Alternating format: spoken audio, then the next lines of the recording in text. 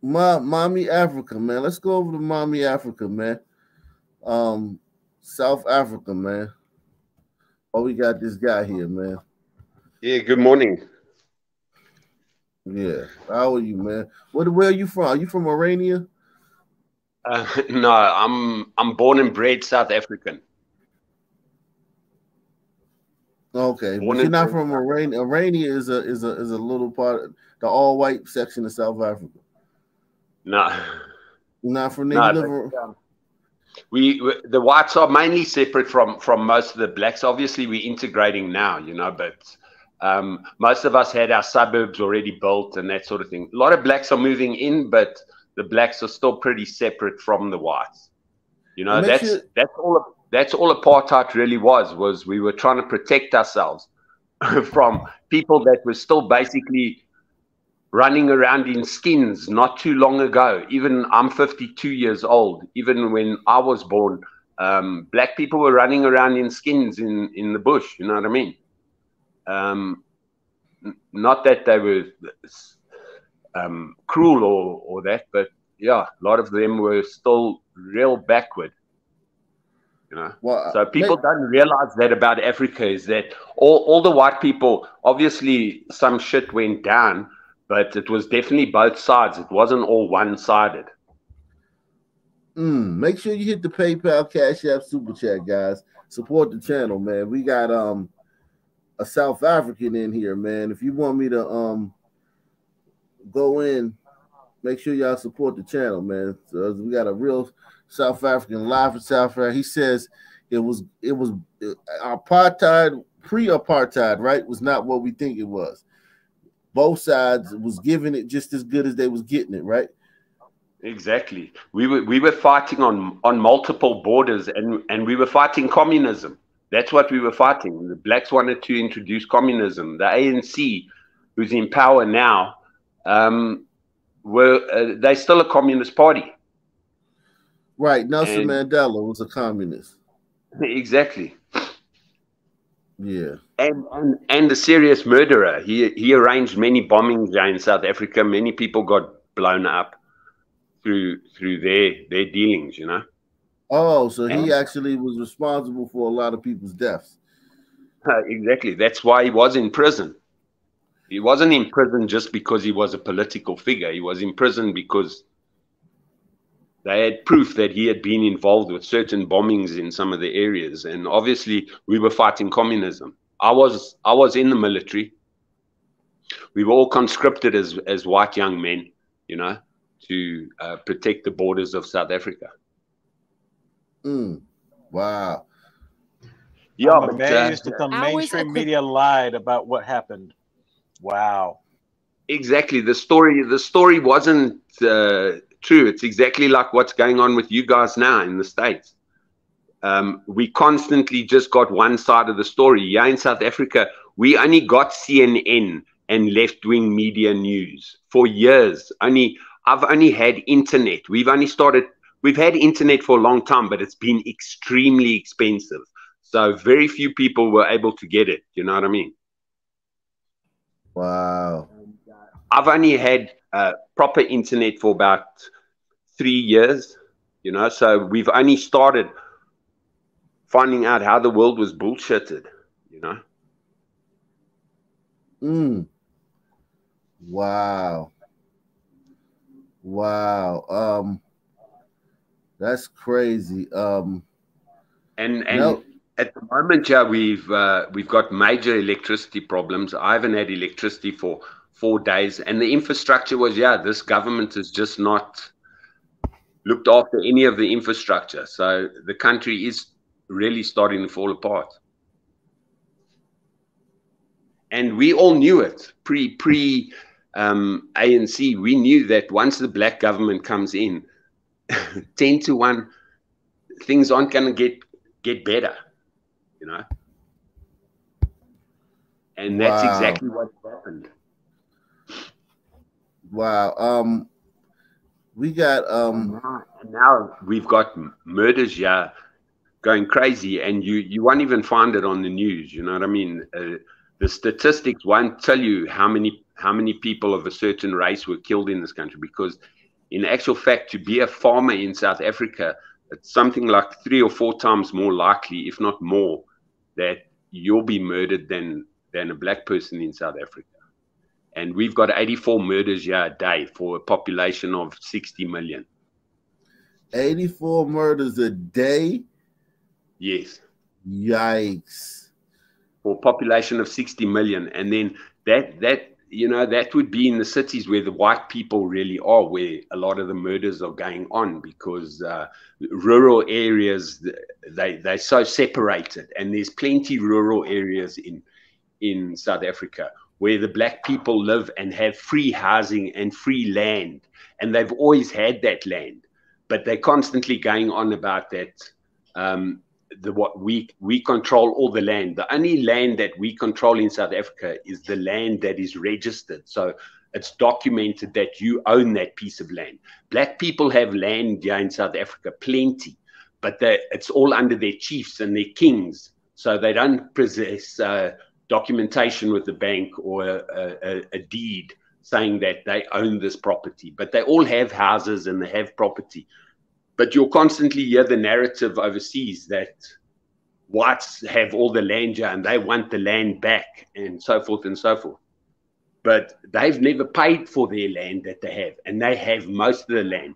The ANC government owns as much land in South Africa as what all the whites own in South Africa. That's just the government. That's not now individual townships and all the areas that black people live in.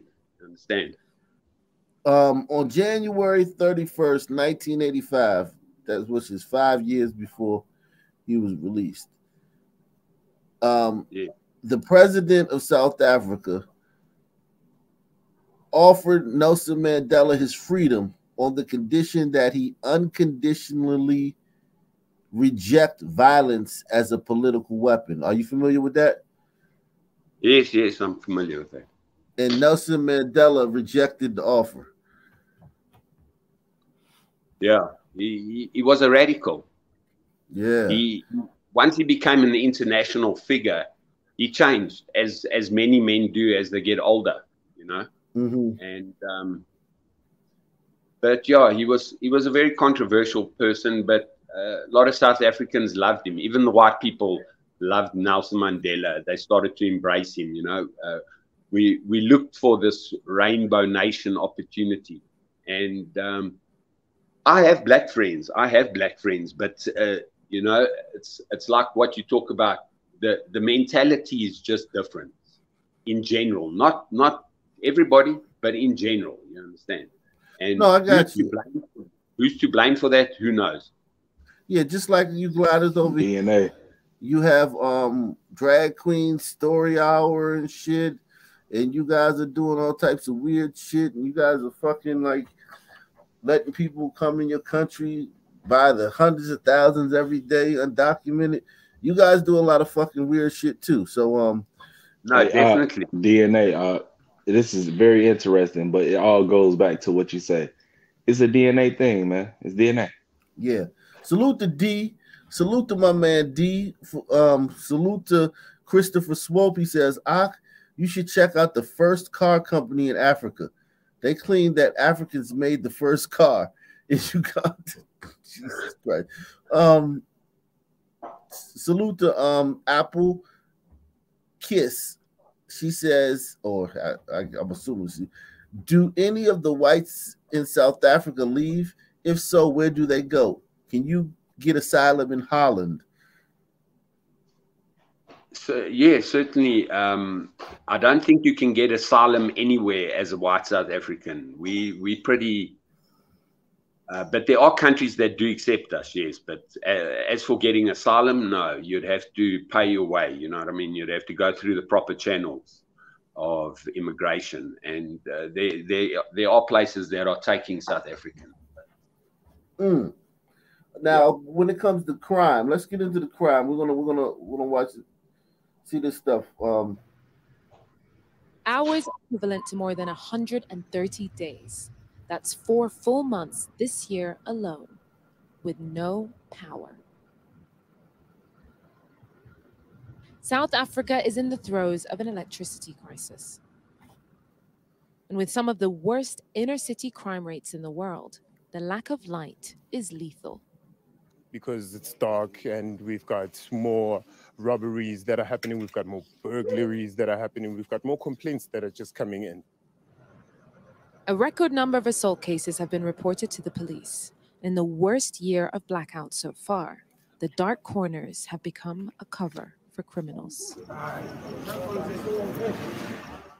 In Alexandra, one of Johannesburg's more dangerous townships, the community has taken it upon themselves to police the streets.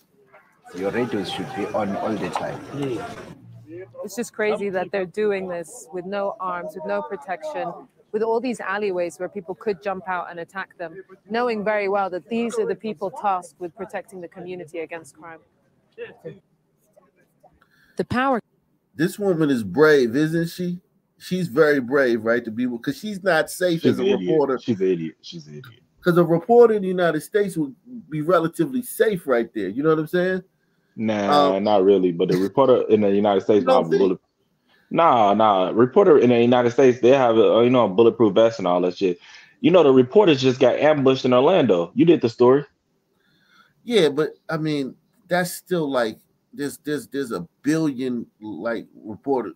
Like that's a rare event in America. Yeah, but in America, you gotta understand, like the reporters are coming after the fact. She just riding through on some live shit. Well, like Lisa Ling and Ross Kemp and 48 Hours and all those other groups, nothing ever happens to any of them that go are they still doing that shit in 2023, or there's some shit like back before 2020? I don't know, but what I'm saying is, like, did you see the story we did where there was the video shoot in South Africa and the guys came up and raped like 8 of the video dancers on the spot? No, I didn't see it. Oh yeah, yeah. You familiar with that story, right? I don't know what to call you, John. You familiar with that story? Oh, I don't know. He must have left for something, but yeah. It says he says he had to go. So okay, yeah. Well, he should log off. He didn't log off. But yeah, there was a story I did in South Africa where these guys were shooting a music video, and some thugs came up and stuck everybody up and gang raped all of the models, like 8 of them, and just rolled out. And it wasn't like a couple guys, wasn't it like 35 guys or something? Yeah, each of them had like 30 guys, and it was like, yo, like that don't happen over here. But this woman that's why I say this woman's brave, because she's not safe as a reporter would be in America. So what I will say is, what's the difference with this one, right? And why she's more of an idiot than anybody would be in America? Because she's walking around with dudes in like fucking blue bubble like coats and shit like that. In America, they'll have a bulletproof vest on, they'll come after the fact, and they'll still be walking around with police officers that's like armed and like, you know what I'm saying, clothed in police garment with a police car and everything like that. Everybody will be able to recognize that. This is why she's crazier than those people. Mm-hmm. Protecting the community against crime. The power cuts, euphemistically called load shedding, have made a hard job even harder. There's like so much unemployment going on in Alexandra at the moment that it's just chaotic. You know what I mean? So anybody would do anything for anything. It makes it really, really hard to keep it safe. So now load shedding comes in and it's just like, 50% harder all of a sudden. Our government, they only care about our votes. But when coming to power cuts, they don't care because they're only living in their suburbs. I know maybe some of them, they experience these power cuts, but their houses are well secured. They've got security guards. So here we don't have security guards. We only have ourselves to protect ourselves. And for the lucky few, when the lights go off, the generators go on. South Africa's power utility Eskom has been implementing the highest level of electricity cuts yet. I thought you left, man. No, I did. The electricity cut, I had to do something with the generators, power up another generator. We've been without power for 4 days now. Wow. Yeah, no, it's the reality in South Africa. Businesses are crumbling daily. People have to run their business on generator. Gas prices are extremely expensive, especially for South Africans. The average salary is maybe $1,000 a month, you know, in like a normal sort of middle classy family. And a tanker, 1 liter, which is gallons, I'm not sure, but 1 liter is costing us $1. 1 liter is about 1/5 of a gallon, I think. Or no. Yeah. So $5 a gallon? Yeah, $5 a gallon. And half of that money goes to South Africa tax, to the government. We taxed 100% on our fuel. Wow. So hey, we've been at $5 a gallon in Chicago, man. Get over it. No, I was just playing. Yeah, we down. It's coming down, but yeah, it spiked at about 4 something. The difference is your money is worth a hell of a lot more than ours. Your money I'm just bullshitting. I'm just bullshitting. I'm definitely. I feel for y'all, man. I'm just bullshitting. Yeah, let me. No, well, we survivors. We survivors. That's why we out here. That's a beautiful country. Life is actually cheap. Food, property, way of life is very, very cheap. But unfortunately, the African government is just letting their people down. The rate of corruption, you've never seen anything. These guys have stole trillions. This country's totally bankrupt. So tell me this scene that we're seeing right here in this video is pretty accurate, right? 100%. Leaving people with no power for. But like I say, we have a lot of good black South Africans. Obviously, it's never a majority that want chaos, but you know, and anarchy. But unfortunately, it's the propaganda. It's the leftist propaganda feeding these people bullshit information about you know, whatever lies they can come up with. Apartheid, we still demonized for apartheid constantly, daily. We have a leader, Julius Malema, who's the third biggest party. It's a young movement, so he attracts all the young people, and they all indoctrinated with that whites are the most evil. The white people, we're getting all the shit for the problems that are out in the West. You know, the colonizers that went around. So we demonized that constantly.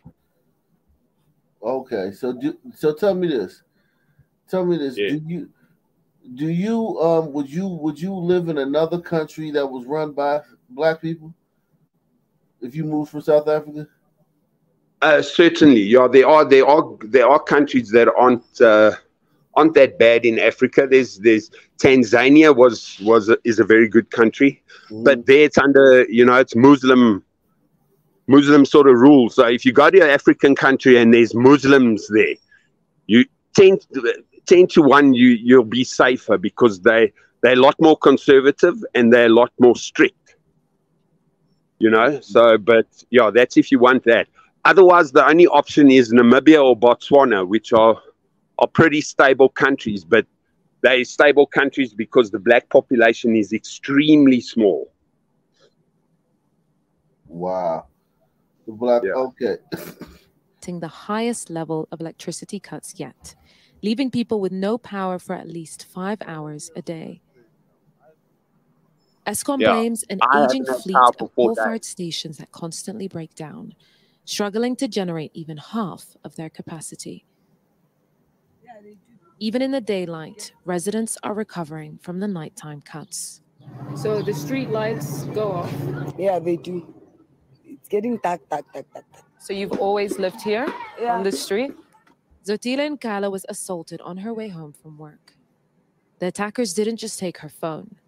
They kicked her pregnant belly. Oh, they robbed me my phone. God damn, why? These stories are so sad in fucking Africa, man. Like, why'd you have to do that? You didn't, like, You could have just took her phone.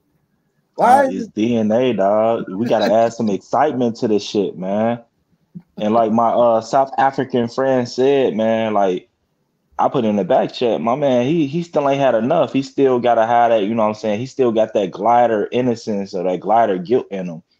Yeah. Like, you know damn well you're not going to no other sun country, dog. Like, you know damn well you want to go to Norway or the Netherlands. It's cool, bro. Like, we don't feel bad about it because I promise you, if we can get that flight to fucking Netherlands and get that asylum and they give us $50,000 in a fucking mule, we'll be there. Yeah, no doubt. I think he might just be trying to like save, you know, like Scott Adams. He's still trying to save face. You know what I'm saying? Like, it's no point in saving face, bro. The shit is DNA. They rule we rule harsh, bro. It is what it is. Yeah, like we God, this is horrible. It's getting dark. So you've always lived here on the street? Zotila Nkala was assaulted on her way home from work. The attackers didn't just take her phone. They kicked her pregnant belly. Oh, they robbed me my phone. Actually, that guy, he came at the back. The other one, he was walking in front of me. So I felt like I lost my baby. Then, yeah, it was a little bit traumatizing. But I had to be strong to save my child. Then that's when I survived.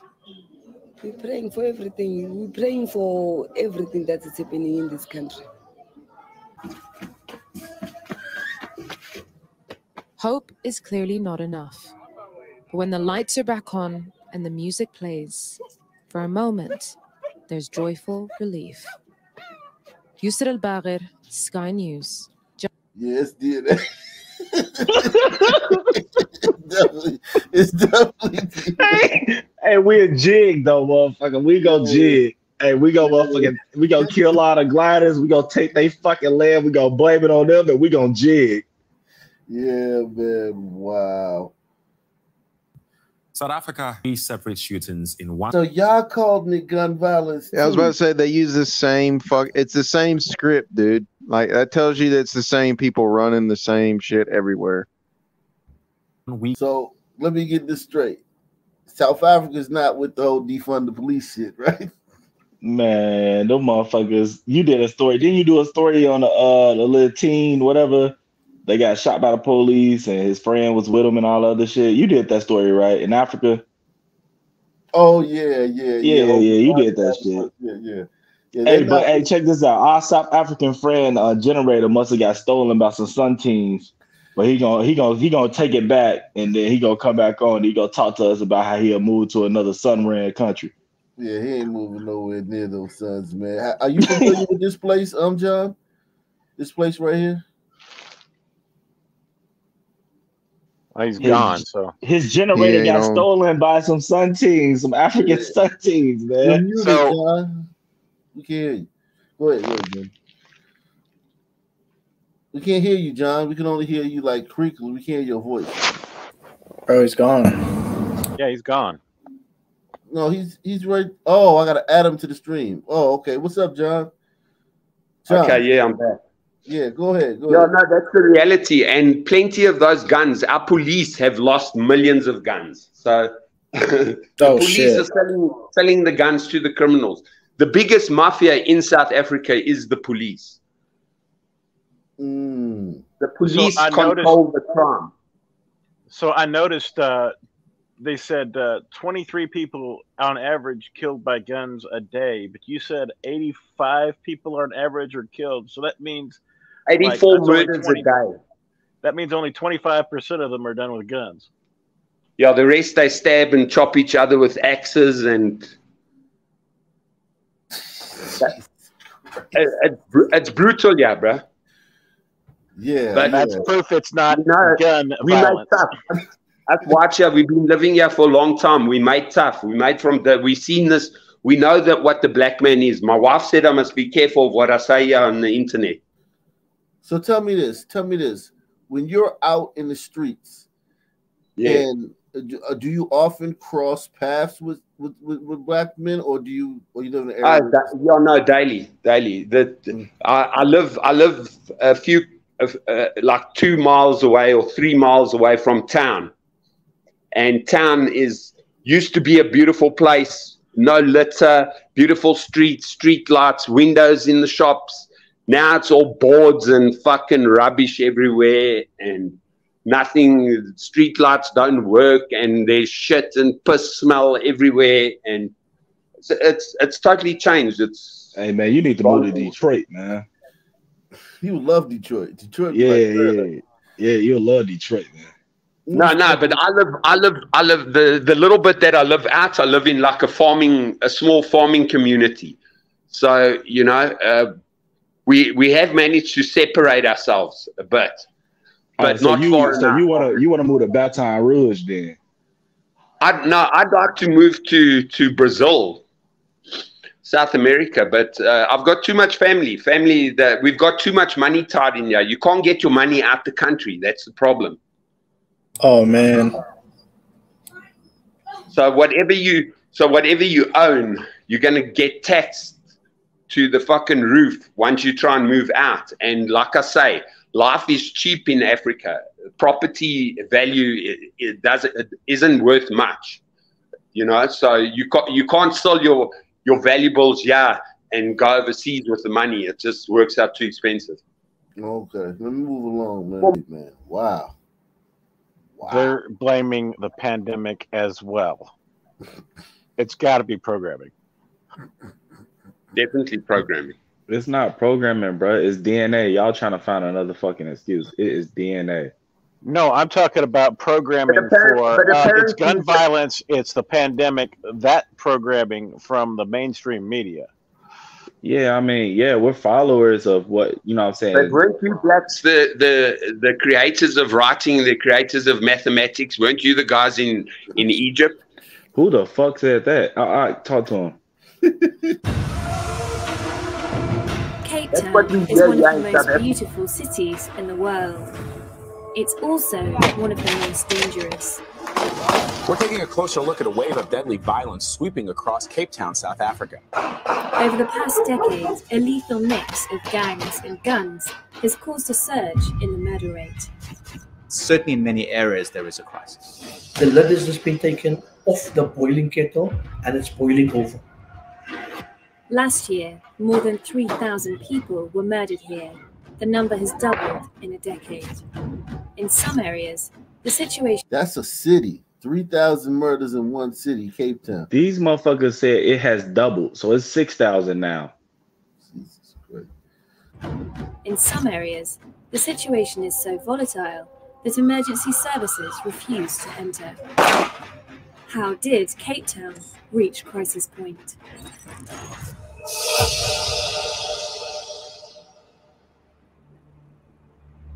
The missing persons in South Africa is another thing that we have thousands of people that go missing. So we don't know if they've been murdered or not. We have a missing people's list here that's crazy. If they're missing in South Africa, I'm pretty sure they're dead.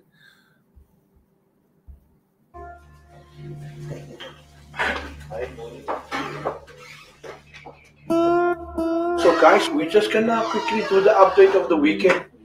About 7 people were shot. 5 males, 1 female, and 1 child was shot. Pastor Craven Engel runs a pioneering project called Ceasefire, based in one of the most violent areas of the city, Hanover Park. It's happening now, where civilians get shot. Then this can happen to anyone. Craven and his team monitor gang violence in the district and, where possible, step in to calm things down. Well, a busy day can easily be like 17 incidents of violence in the area and multiple shots of more than about 60 shots fired there. The team is made up of reformed gang members. We started out by using guys that we recruited from the street and we helped them to recover. We trained them strategically to go and help their own kind. They're known as the Interrupters. But thanks, guys. The violence interrupter is at the front end of the violence, but it must also be a credible messenger in the community and credible with the gangs. Just down here, we had a shooting here about 5 minutes ago. And there, another shot being fired. The interrupters use a technology called ShotSpotter. It employs sophisticated acoustic sensors set up across the area to detect and locate gunfire incidents in real time. There's a shot coming in here. We can go to the area where it's been fired. And this is how it is in our community here. Shots get fired, incidents happen, life goes on as normal. Craven's project is based in an area of the city known as the Cape Flats, a patchwork of townships southeast of the city centre. Last year, nearly 2,500 people were murdered in these townships, almost 80% of the city's total homicide. You made it, Doc. That one little area is responsible, had 2,500 murders in that little area. Hey, they got shot spotter, man. But they also got fucking violence interrupters. So they're getting funded by the government. Violence interrupter is the biggest fucking ripoff ever. If you got a fucked up cousin, fucked up family member that live in a major city, tell them to join violence interrupters and they can make $40,000 a year. Yeah, definitely. But the difference here is the violence interrupters have access to the shot spotters. They don't have that in America. Hell nah. Violence interrupters just jive us and just talk shit, talk circles, and we just be like, all right, motherfucker, here you go. All right. 2,500 people were killed in this section.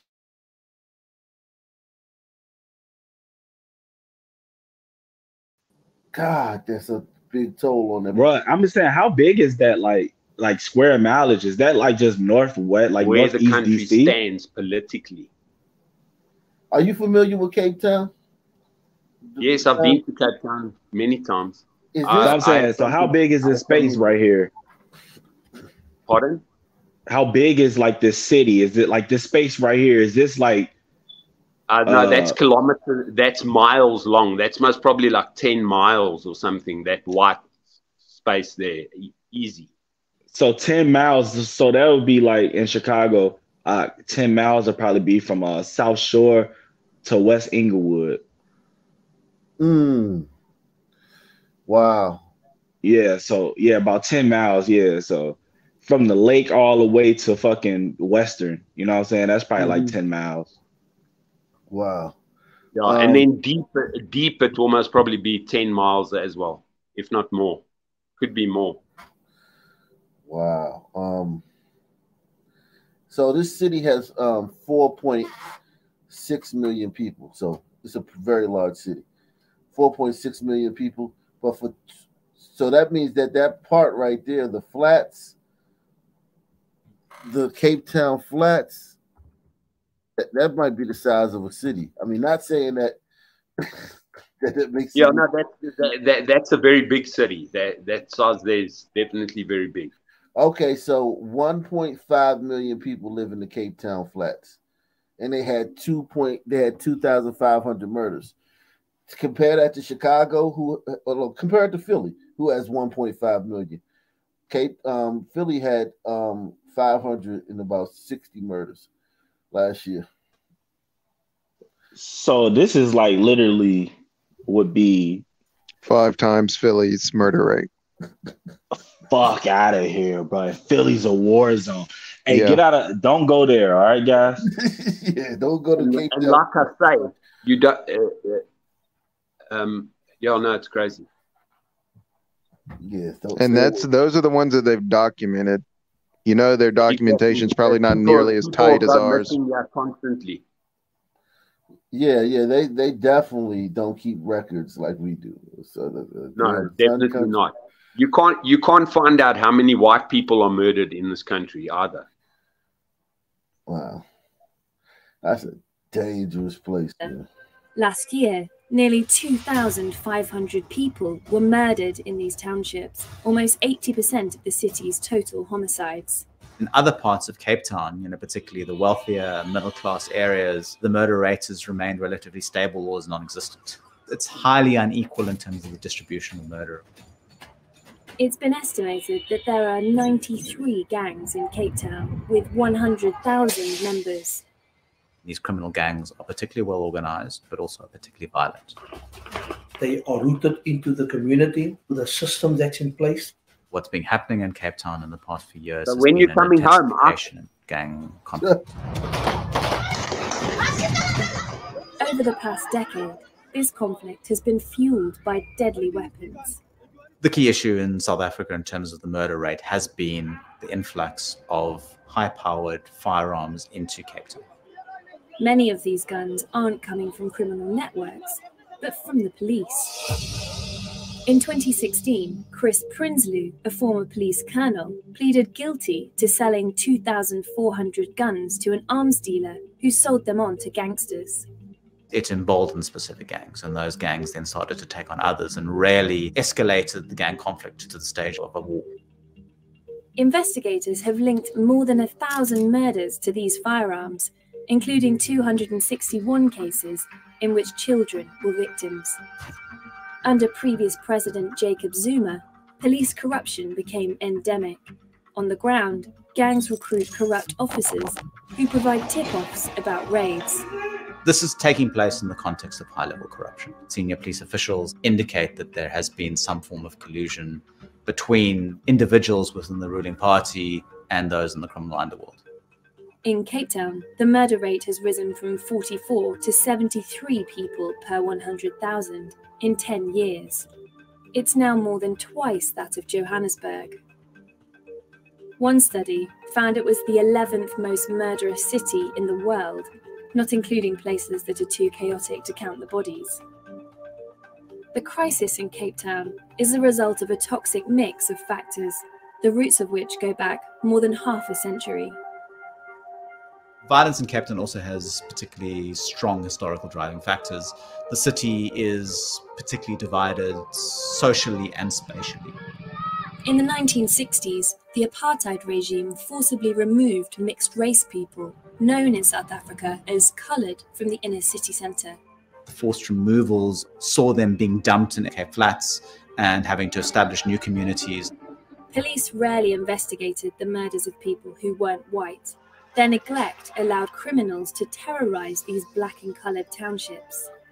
In these particular contexts, you saw gangs flourish. Conditions in many of these communities haven't changed that much. Today, the area still suffers deep-rooted socio-economic problems.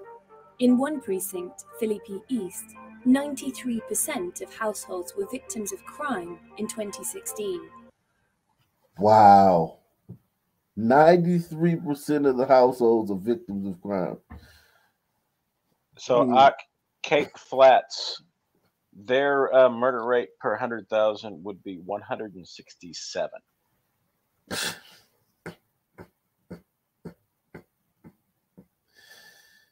Wow, that is insane.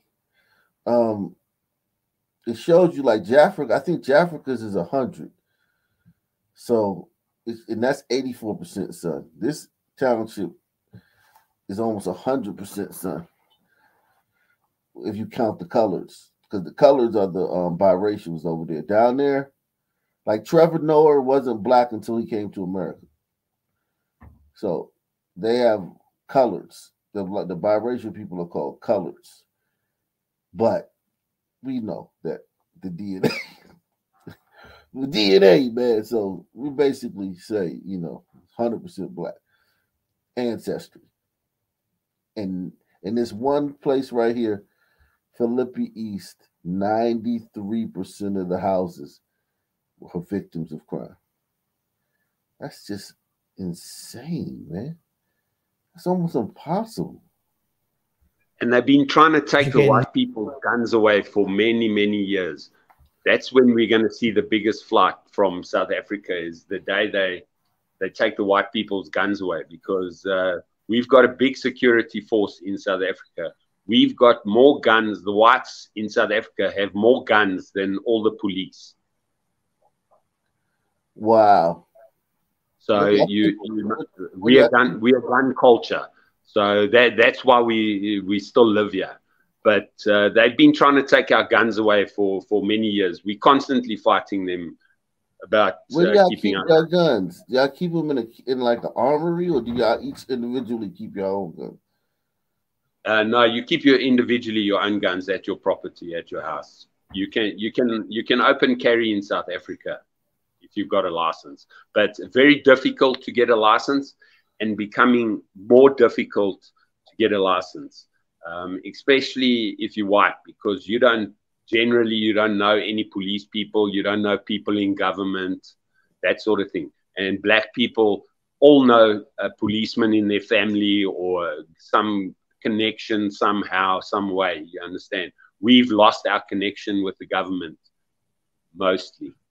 Salute to Jim Sefton, man, Ock Nation Hall of Famer. He says, salute Ock, great work as usual. Yeah, man, make sure you hit the PayPal, Cash App, Super Chat, man. Let's see, we'll go over, man. Let's see. Trevor Noah became liberal only once he got to America. He was totally different when he was young. Now he's gay rights and all these sort of things. Those things don't pass in Africa. You guys have seen what's happened in Uganda. They passed the law of homosexuality. Generally, black people aren't down with homosexuality. Never cluster so much people in such a small space together with no economic development, with no recreation, with no job creation. It's a recipe for self-destruction.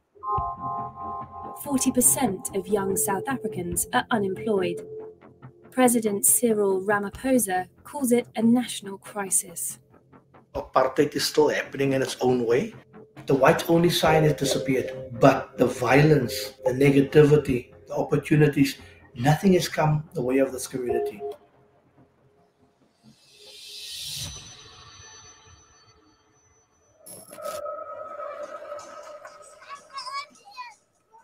If the government hadn't Gordon stolen was so in a much gang money, from the age of we've been able 12. to help this community. You said if the black government hadn't stolen? Yeah, if there wasn't so much corruption, there would have been more than enough money. We were the richest gold country in the world at one time. I think we've slipped down to some ridiculous level now, producing gold. A lot of our gold is stolen. Our mines are just not running because of the cost, and we have extremely difficult labor problems here. You know, we have a lot of strikes and union problems, those sort of things happening here all the time.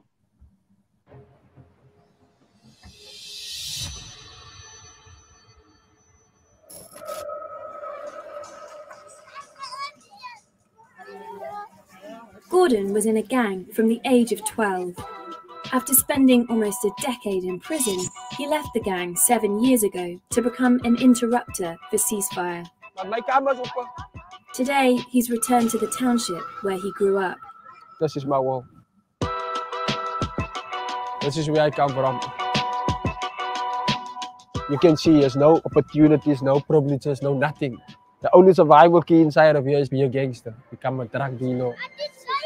At the age of 12 years old, they shot my one brother there in front, the other one they shot him inside. Right there by that, right there is where I did my first murder. We grew up with a heart of stone, like we got nothing to lose. When he was a gangster, it was Gordon's job to recruit children to join his gang, known as the Mongrels. This is the only way to make the game continue, to recruit kids, you know. But since he started working for Ceasefire, he's focused on preventing children from getting involved in gang culture. You know, rolling with these little kids, just want to be example to them, make them believe you don't need to be a gangster or a drug dealer or drug addict. You can travel the world. I can be the example, you know, and show example to all the kids. You know, it will be amazing. Ceasefire has so far helped 700 gangsters like Gordon to leave their old life behind and become community activists. But there's only so much a small charity can do. Programs like ourselves and many others will make a dent, but that dent will soon, disappear. Ceasefire is one of the tools for bringing down violence, and it can be particularly effective if it's linked to other sorts of interventions. The problem, certainly in Cape Town, is that there's been an absence of those sort of interventions. They've sort of been scattered across the city, and so they aren't particularly effective. Situation is dire, man. And they say 40% are unemployed. They probably have less people employed now that the corruption and everything is rampant and now things aren't running than they would have if, oh my, you just let the gliders run things. Yeah, I mean, when the gliders ran things, it was one of the most industrialized countries on the planet, man. I mean, it was very, very. It was a beacon of hope. It was the light of Africa, man. Wow. Wow. Wow.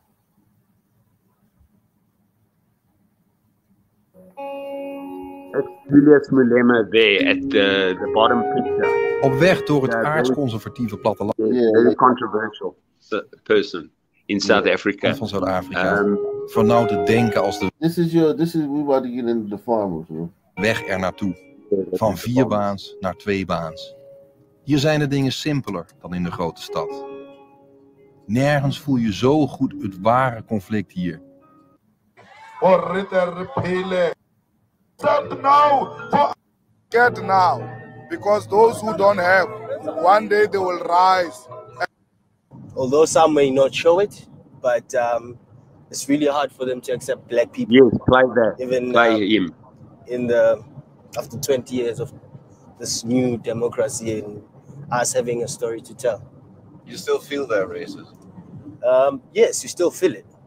As I've said, I don't necessarily want to be biased, but you know when you're not, I can feel when I'm not accepted in the place. So they still accuse the gliders of racism. Wow.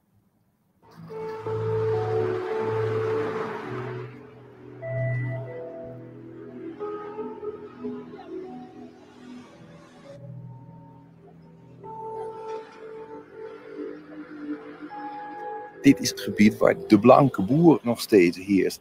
De voortrekkers die... Oh, this is not in English, man. This shit is not in English. This shit is in another fucking... Some of these farm attacks, the farm attackers are so organized that they have cell phone cutting off equipment that is only military equipment and very, very expensive equipment. So some of the video footages of some of these farm attacks, the few that have lucky to get some video footage, these guys come seriously armed with some serious equipment. So you can't even make an emergency call from a cell phone, that sort of thing. They'll block your signal and that. So some of it is highly organized. Damn. That screams either government involvement or government help.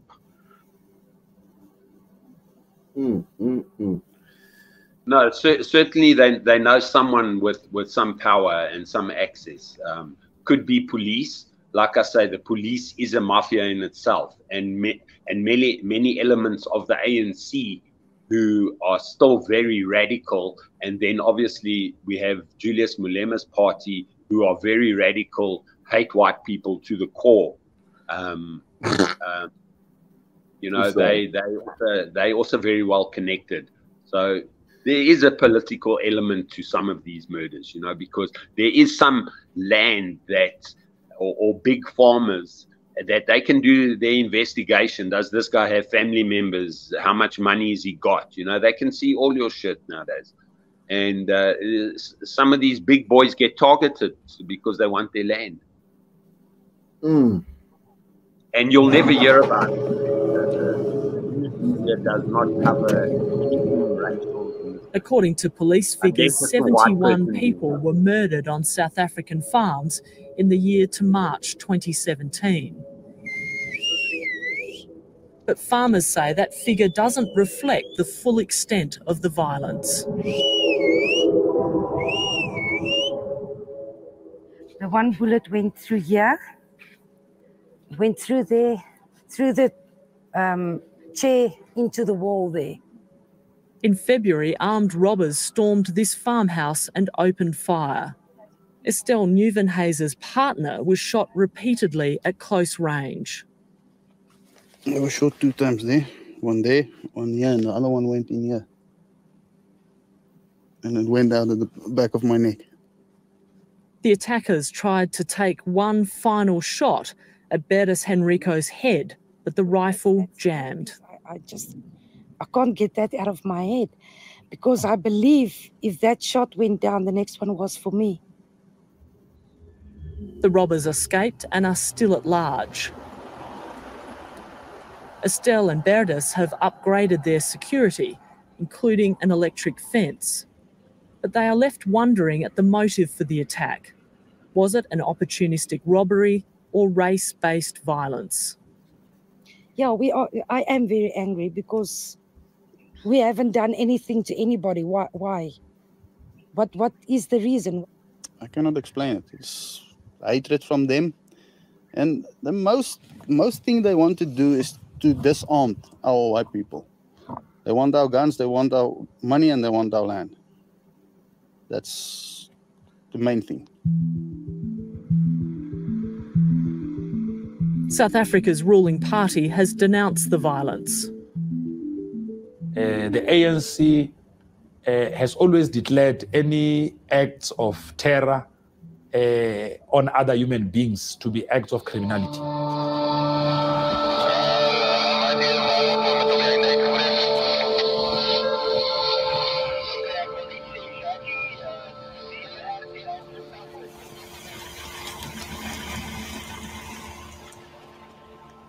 Every night, local farmers go on patrol around Bella Bella.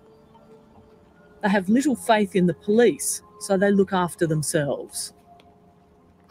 You wait 4 or 5 hours for the police to come out to assist you. So we decide to do a neighborhood watch in our area. It's about 160 square kilometers that our area is.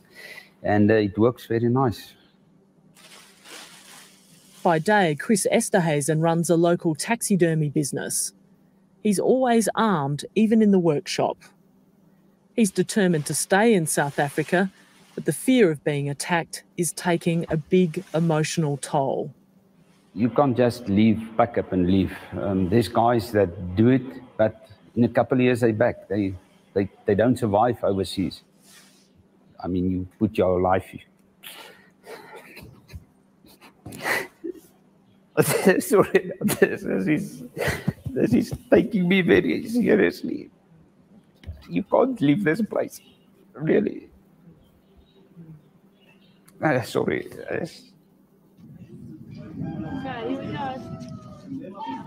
More than 2 decades after the end of apartheid, South Africa's progress is still overshadowed by violence and division. And it's not just white farmers who are the victims. Some black farm workers and their families are also suffering.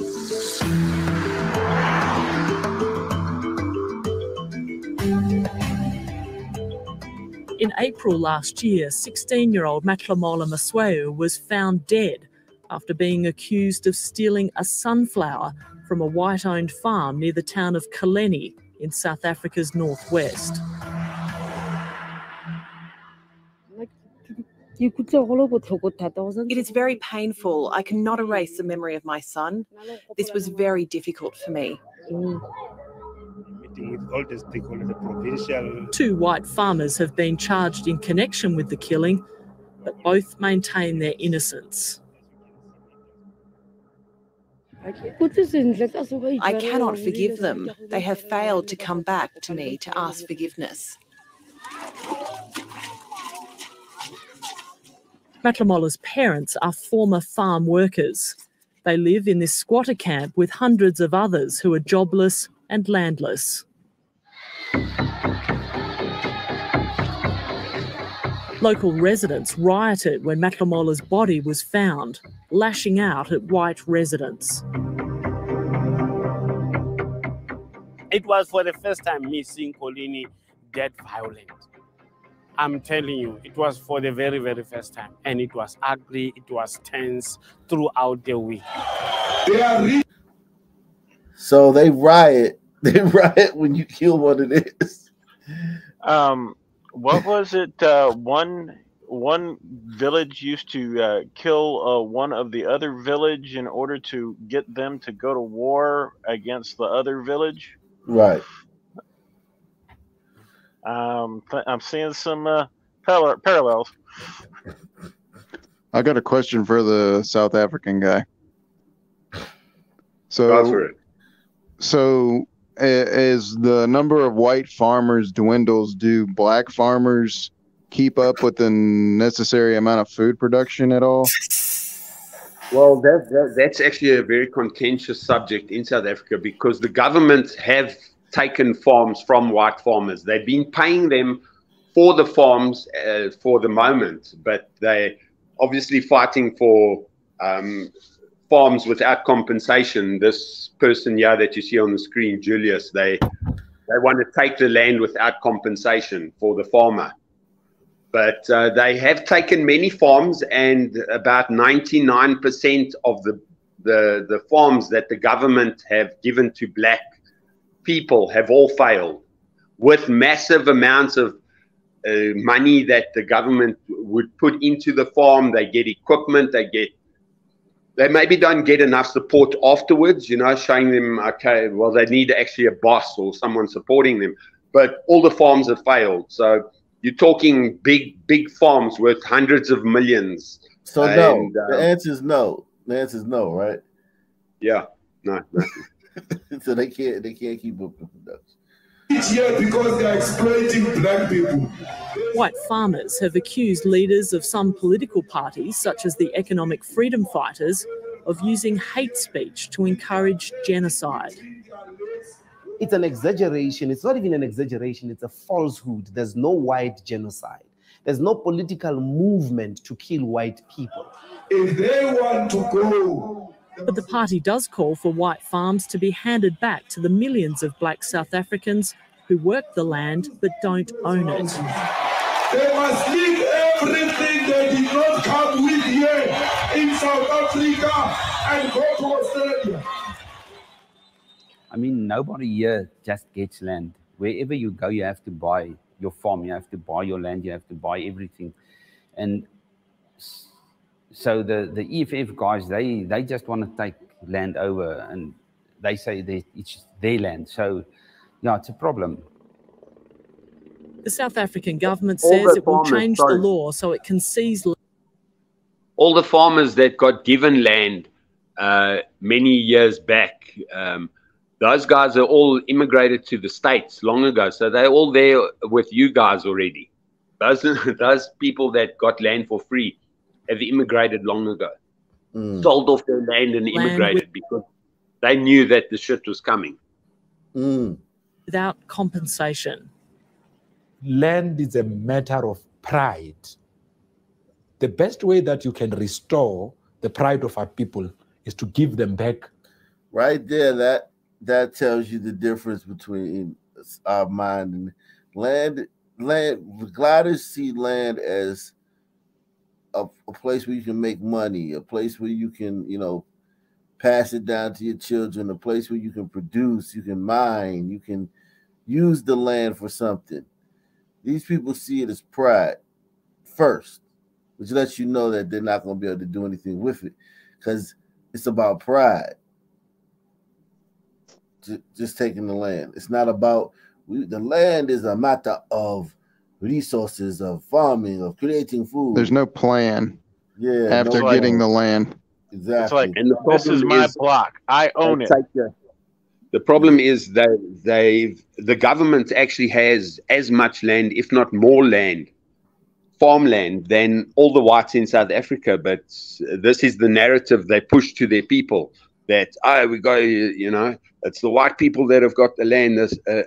The government has as much land as all the white people. And for some reason, the people just won't believe it. Well, our people do the same thing here. Surprise, surprise. The communist government takes all of the resources and for all